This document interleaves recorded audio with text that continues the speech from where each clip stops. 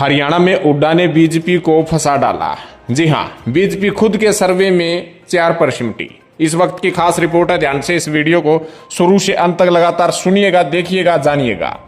आपको बता दें कि लोकसभा चुनाव से पहले लग रहा था कि हरियाणा में फिर से भारतीय जनता पार्टी 10 की 10 सीटों पर जीत दर्ज कर सकती है, क्योंकि राम मंदिर प्राण प्रतिष्ठा के समय कहीं ना कहीं बीजेपी की लहर देखने को मिल रही थी। लेकिन जैसे जैसे चुनाव आगे बढ़ा और कांग्रेस पार्टी ने अपने प्रत्याशियों का चयन किया, उसमें खास बात यह भी रही कि स्पेशल तौर पर भूपेंद्र सिंह हुड्डा की चली। हुड्डा की रणनीति के तहत करीब 8 हुड्डा समर्थक नेताओं को टिकट देने का कार्य किया है और सभी नेता जो है भारतीय जनता पार्टी को टक्कर देने का कार्य किया है। हुड्डा ने जो रणनीति बनाई थी वो रणनीति कामयाब भी साबित हुई। आपको बता दें कि सिरसा से जो हुड्डा के एंटी गुट से शैलजा को टिकट दी गई थी और बाकी 8 सीटों पर हुड्डा समर्थकों को टिकट देने का कार्य किया था।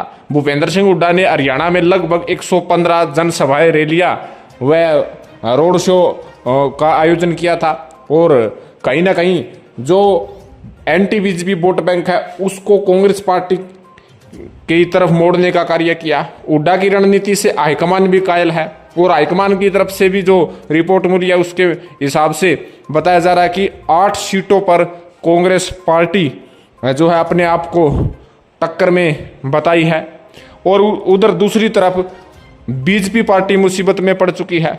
हुड्डा की रणनीति से भारतीय जनता पार्टी जो 10 की 10 सीटें जीतने का दावा ठोक रही थी वो 4 पर सिमट गई है।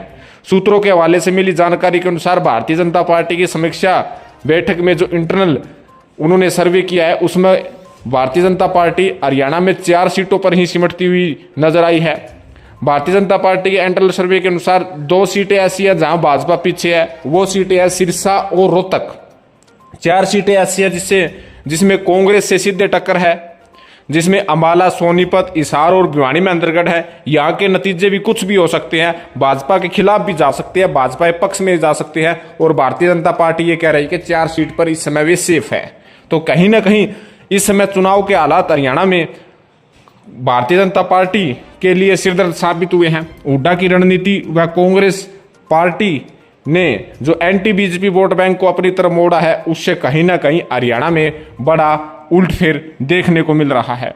आपको याद नहीं है तो बता दें कि 2019 में भारतीय जनता पार्टी ने 10 की 10 सीटें जीती थी। उसके बाद कहीं ना कहीं जब जनवरी में प्राण प्रतिष्ठा का कार्यक्रम आयोजित हुआ था उस समय पूरे देश में यह लग रहा था कि भारतीय जनता पार्टी 400 पार कर पाएगी, लेकिन जैसे जैसे 2 महीने उपरांत इलेक्शन का समय आया तो कहीं ना कहीं बड़ा उलटफेर देखने को मिला है और कहीं ना कहीं विशेष तौर पर हरियाणा में जितने भी लोग अपना ओपिनियन डाल रहे हैं उसमें शायद शब्द का यूज कर रहे हैं और बीजेपी खुद के इंटरनल सर्वे में ही फंसती हुई नजर आ रही है। खुद को 4 सीट पर ही सेफ मानकर भारतीय जनता पार्टी ने भी साबित कर दिया कि हरियाणा में जो हुड्डा की जो चली है, हुड्डा ने जो रणनीति बनाई है उसमें बीजेपी फंस चुकी है।